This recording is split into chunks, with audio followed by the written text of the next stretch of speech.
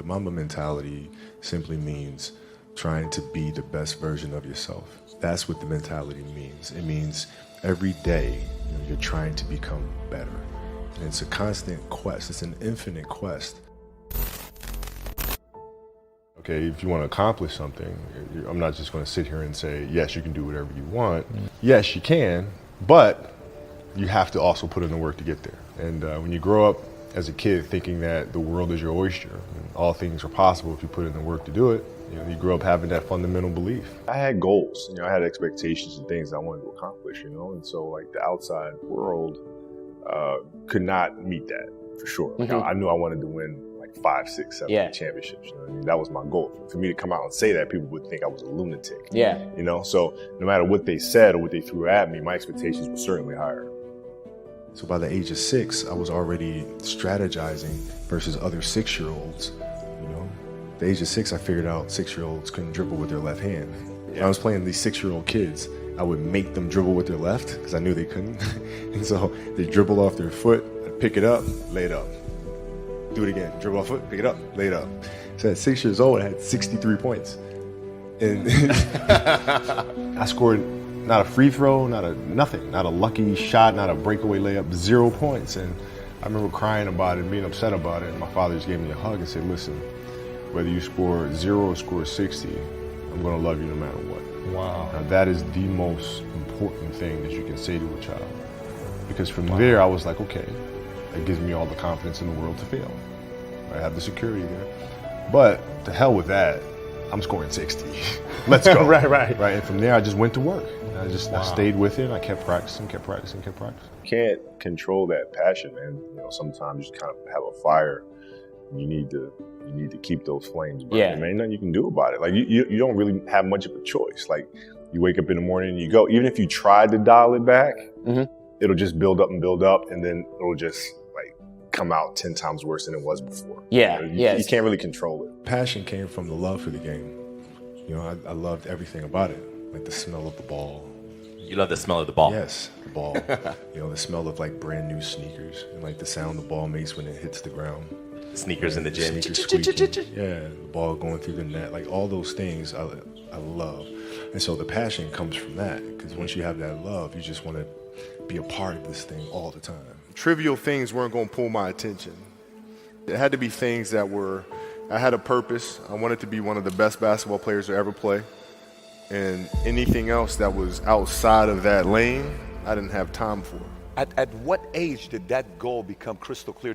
I made that deal with myself at 13 years old. At 13 years old? 13 years old. That's the deal I made. You were crystal clear about it? Crystal clear. And where did the inspiration come from? The love of the game. The love of the game, the challenge. Like I would watch Magic play, I'd watch Michael play, and I would see them do these unbelievable things, and I'd say, can I get to that level? I don't know, but let's find out. Is that when you think the mentality of hard work started to come in for you at that age, when you failed so miserably, I guess, that summer? I think that's when the idea of understanding a long-term view became important.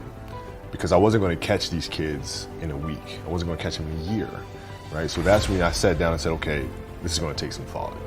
All right, what do I want to work on first? All right, shooting. All right, let's knock this out. Let's focus on this. Half a year, 6 months, do nothing but shoot. All right, after that, all right, creating your own shot. And you focus. So I started creating a menu of things. When I came back the next summer, I was a little bit better.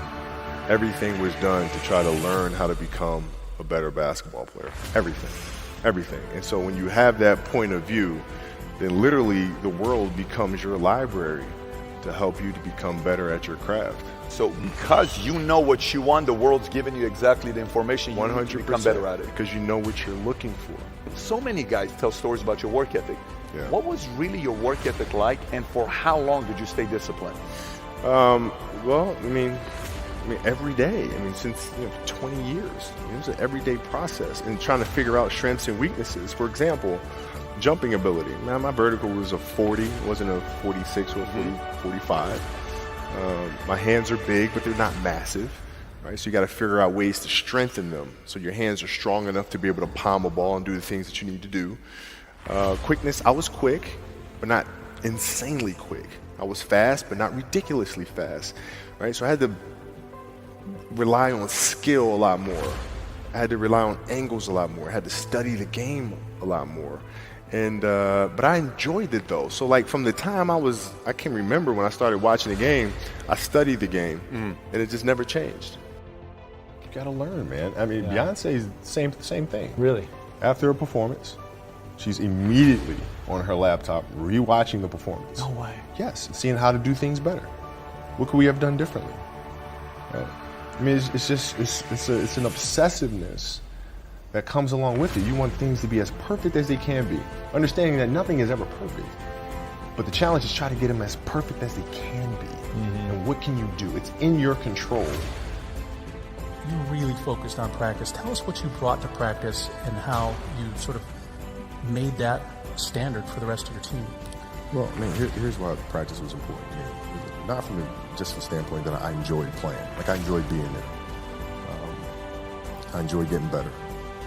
But as a leader of a team, it's also your responsibility to elevate the rest of the guys. And what people tend to get stuck on a lot is saying, okay, the way to make players better is to pass them the ball when they're open. That's a very trivial way to look at things. What you have to do is you have to get them emotionally to want to be better.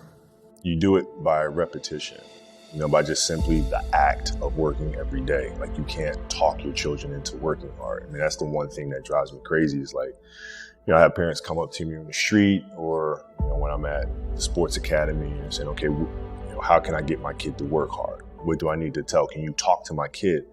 I say, listen, it's not something that you can talk through. It's a behavioral thing. You have to get up every day and do the work, right? Consistently do the work. You got a lot of people paying their hard-earned money to come watch you perform. Perform. It's your job to be in shape. It's your job to be strong enough to perform at that level every single night. And as a competitor, I'm not ducking. Like, it's not, oh my God, my back hurts, I'm sore, we got to play Vince Carter and Toronto Raptors tonight. We actually had this happen. We had a game against Toronto in 2000, and Vince was tearing the league up. My back was jacked. But like the perception of that, like, what? Kobe's missing the game against Toronto and Vince Carter because my back was really spasming. But people will be like, what? Oh, he's ducking Vince. Excuse me? No, I don't think so. So I would be in the layup line like, okay, there's a lot of days where, you can rest and recover. Today ain't one of them. Your back can bother you any other day. It ain't bothering me today. He gonna have to see me today. Yeah. Oh, man. Yeah. What I have to do now is make sure that the people that we bring in, these obsessives that we bring in, are challenging themselves to do the best job that they think they can do. That's what I'm there for, is for them to constantly look in the mirror and self-assess and challenge themselves. If we have a project and you're saying, okay, I can do that, that's not the project we want. The projects that say, I don't know if I can animate that. I don't know how to write that story. I don't know how to do that. Those are the things we want, because through that curiosity, you'll reach a level that you didn't think was possible. And so running the studio, that's what I'm doing. Why still wake up that early and train at this level in your life right now? For me, it was like, okay, I have to aim for something. So I said, I want to aim for size. I want to aim for bulk, right? So that's a tangible thing. I'm going to go for that, right? But then also, it's my children, because the kids can't see how hard you work. You go to the office, I come into the studio, they don't really see the effort, right? So how can we teach our children what it means to work hard? Well, we do it through training. This is the level of attention to detail you need to have in everything you do. So it's setting the example. Same thing with my wife. My wife's a stay-at-home wife, right? So she works really hard at that. I mean, it's, and so her attention to detail with that as well are examples for our children. And then for my wife, it's, she's as competitive as I am. She's just like, listen, man, if you're going to be out here training 8 hours a day, if you're going to spend 9 months out of the year away from your family, you better win the championship. what are we doing this for?